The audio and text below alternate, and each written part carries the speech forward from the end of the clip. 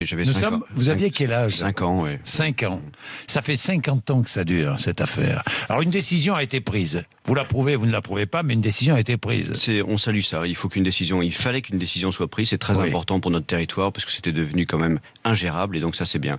Bon. C'est le seul côté positif pour le moment parce que ce qui se passe entre l'annonce, il y a le statut et ensuite que fait-on économiquement d'un développement? Ce qu'il y a, c'est qu'aujourd'hui, tout le monde est d'accord quand même pour dire que l'aéroport actuel, l'infrastructure telle qu'elle est, ne correspond pas aux besoins. On a une croissance de trafic qui est très importante. Oui. On a eu 15% de croissance de trafic en 2017 avec 5 200 000 passagers.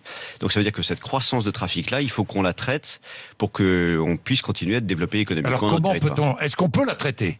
Franchement. Avec l'aéroport actuel. Écoutez, franchement, je vais pas rentrer dans un débat technique. Oui, je suis pas un technicien. Oui. Je veux dire, il y a une décision qui est prise. Maintenant, c'est comment fait-on opérationnellement pour transformer cet aéroport et pour faire ce qui a été dit, en l'occurrence, rejoindre les aéroports parisiens. On a bien compris que l'idée, c'était rejoindre les aéroports parisiens. Oui. C'est ce qui a été annoncé par les grandes plateformes aéroportuaires.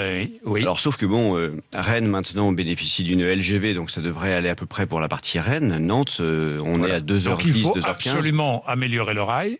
Donc le rail, c'est très important. Et donc le premier sujet sur lequel on travaille, c'est travailler la boucle sud, l'espèce de virgule qui est censée nous permettre de passer en dessous de Paris, rejoindre les liaisons grande vitesse qui vont vers Lyon et celle qui va vers l'aéroport Charles de Gaulle. Et puis peut-être d'autres solutions aussi. Développer l'aéroport de Rennes-Saint-Jacques, c'est aussi une des idées. On va développer Rennes-Saint-Jacques pour partie, sauf que il est autour de zones très humides pour le coup avec EPA ILS, donc ce sera un peu compliqué. Il y a celui de Saint-Nazaire, il va falloir travailler aussi.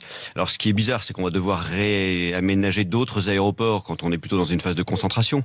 Il faut qu'on travaille à trouver des solutions, il faut que l'État nous reçoive, il faut qu'on fasse en sorte que ces grands projets d'infrastructure nécessaires au développement économique soient lancés. Un nouveau pont sur la Loire, évidemment. Alors ça, c'est fondamental pour une raison simple, c'est que on a 8 millions d'habitants dans une région, il y en a environ 7 au nord et 1 au sud, et l'aéroport est au sud.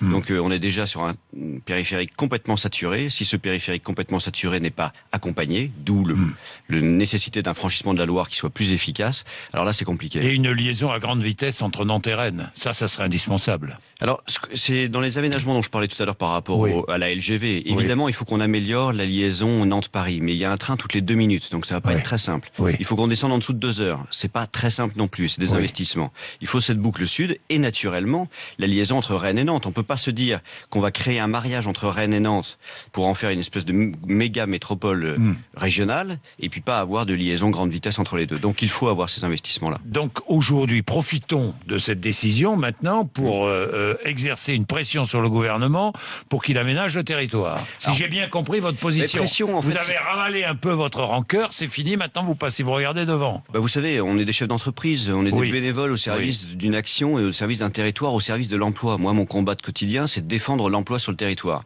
Une décision est prise, elle est prise. Je suis pas un homme politique, moi je suis un homme d'entreprise et l'homme d'entreprise, il dit pratique, allons-y, travaillons ensemble maintenant pour faire en sorte de trouver des solutions opérationnelles pour permettre à ce territoire de continuer à se développer. Parce que quand même, on est un territoire sur lequel il y a, sur la Loire-Atlantique simple, entre 10 et 17 000 habitants nouveaux par an. Donc ça peut paraître anecdotique, mais sur une métropole, quand on a plus de 10 000 habitants par an, il faut qu'on s'en occupe, il faut les transporter, il faut permettre de les faire circuler, il faut les véhiculer. Donc on a besoin de travailler ensemble, donc on est là prêt à discuter avec le gouvernement. Bien, merci Yann Trichard, merci. D'être venu nous voir. 7h14, José